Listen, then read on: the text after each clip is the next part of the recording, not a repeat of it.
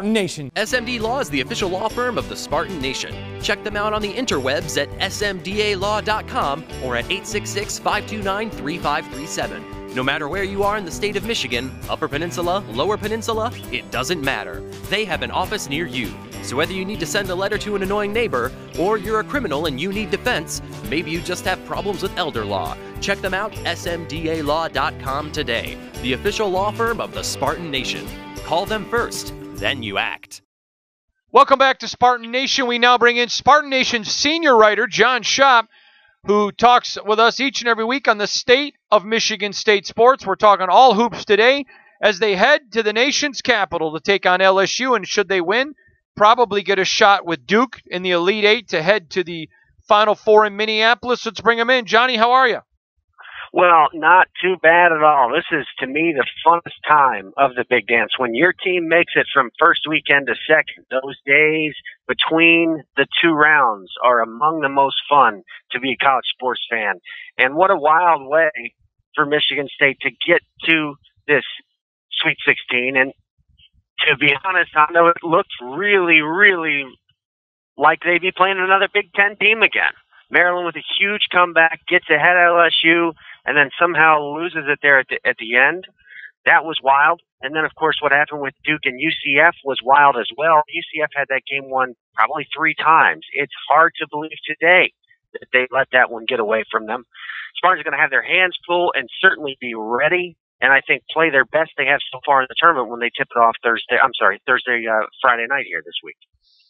John, I want to ask you about this Spartan team. I'm not surprised in today's snowflake cold culture where everyone's outraged about everything, whether it just doesn't matter your skin color, religious preference, political. Everybody's just always mad. It's just ridiculous. The idiocy of the people who attacked Izzo, I had no problem with it. I know the family. I've been in the Henry home. I know what they think of Izzo. I know why Aaron Henry picked Michigan State. I'm around it. I had no issues with it. I don't think you did either.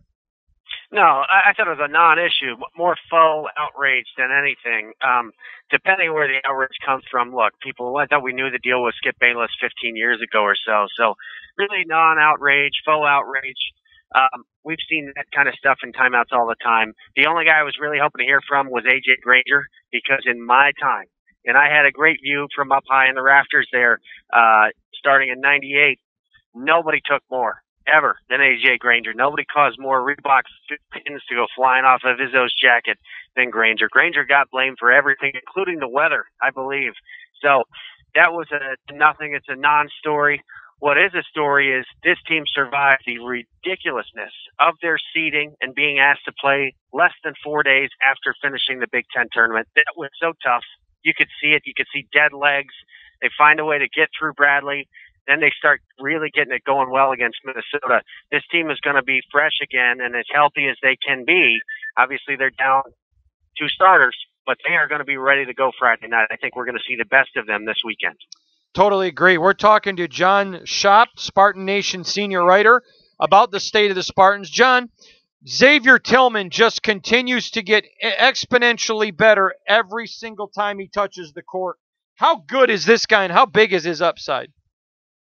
I think his upside now is really to be a successful pro basketball player and have a really good career. You know, we kind of saw this.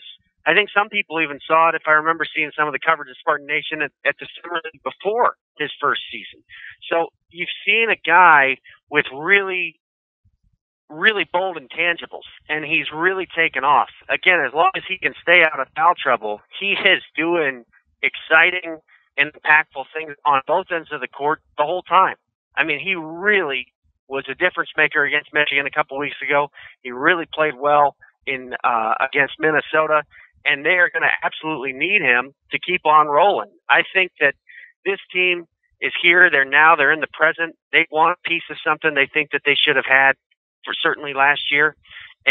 But when you think about the future of Tillman, assuming he returns for another year, at least another year, I think you've got somebody that's going to be really exciting to watch. If you are Nick Ward, do you have to start looking at this kind of like Will Golston saw Shalik Calhoun in front of him? I'm not sure, because when you look at the defensive line, there's only a handful up there, and there's only a handful of guys on the court, and there's really probably only space for one of them on the court at the time. I don't know. That's probably something that will have to be considered. I really like what Ward has done this year. He's a better player, and I think he could have a fantastic weekend this weekend if he can get up and down the court and run, if he's got good touch again. So I'm not sure that he has to be looking at, hey, I need to get out of here. But the complexion of this roster has changed. When we talked on this show right after Nick Ward was hurt, we talked about this was going to be an injury that was probably going to limit Michigan State as far as how far they could go in the tournament. Relative to the Big Ten, limit them as well, unless one or two players really started to emerge and make a difference. Since then, Tillman has absolutely turned it up and is showing no signs of doing anything but going forward. So that may be something to address after the season. But I don't think they're done. I really don't think this team is quite done yet. LSU is no joke. LSU hasn't played Michigan State before. That's more of a problem for LSU than it is for Michigan State. That's more of an issue for LSU. The last time Michigan State played LSU was in '79 in the Sweet 16 when, oh, by the way, the Spartans won the title.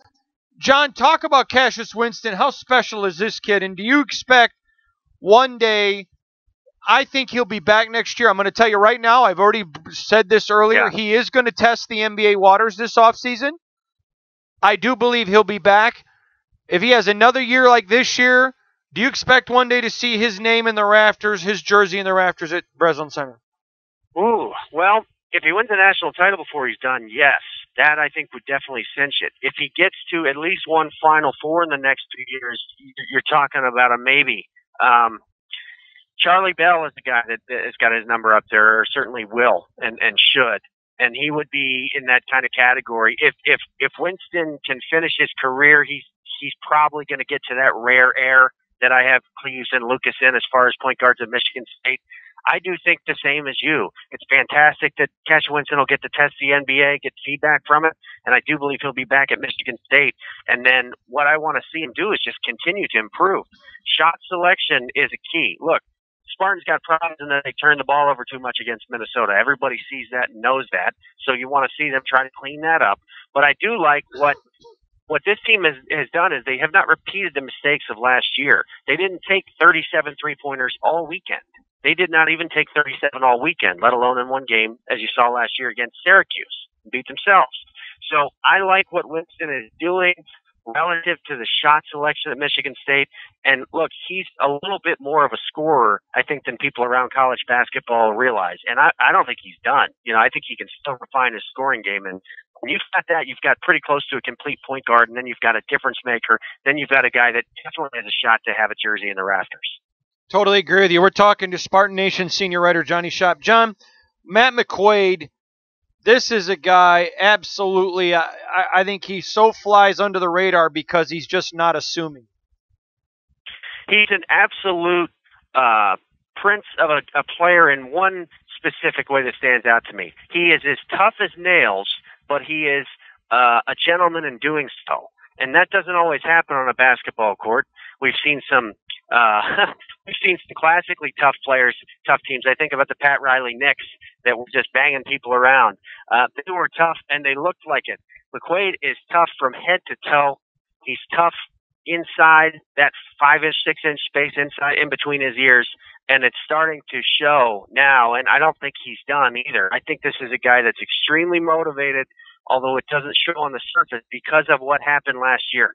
I really think that's sticking in it. So when it comes down, if you get a game going late this weekend and Michigan State's looking to get the ball to somebody to take a shot, he's not going to hesitate to say, I'll take it. Totally agree. We're talking to Spartan Nation senior writer Johnny Shop. John, Aaron Henry, is he the straw that's going to have to, if Michigan State makes a Final Four, is Aaron Henry's name going to have to be all over it? I'm not sure that it's going to have to be all over it, but there's going to be a guy or two that's going to make a handful of plays that makes a difference. I think about Darrell Summers' unbelievable stretch of like 2 minutes against UConn, where he, I think, swung the game about 7 points. I go back, way back, you think about Adam Ballinger making a shot, way, way back in 2000. You can go back to the 98-99, the first Final Four run, plays that were made. by guys other than Cleveland Peterson against Kentucky, against Mississippi State. And Henry's a guy that's going to get some time to do so. The main concern I have for a team, because you're down 2 starters, is fouls. It's just going to be the main concern all the time. But yes, there's going to be a time and place where somebody's going to have to make a play. If you need an example of it, just look at how that Central Florida game ended against Duke, and look at the small misses with the block out, although I know there was a foul there that wasn't called. Small miss on a tip in, the little things. Somebody's going to have to do it. What I like to see is everybody that maybe entered into this game, whether it's Lawyer, whether it's Henry, anyone that may be into either one of these games this weekend, they're going to know how important their play could be. It could be around the ball, it could be away from the ball. I think all the Spartans are going to know that they could be the difference maker. Because of that, they're going to be ready. Totally agree. He is Spartan Nation senior writer Johnny Shop, the one, the only, the great one. You hear him each and every week on Spartan Nation, and that will continue. We will be back. We will be back.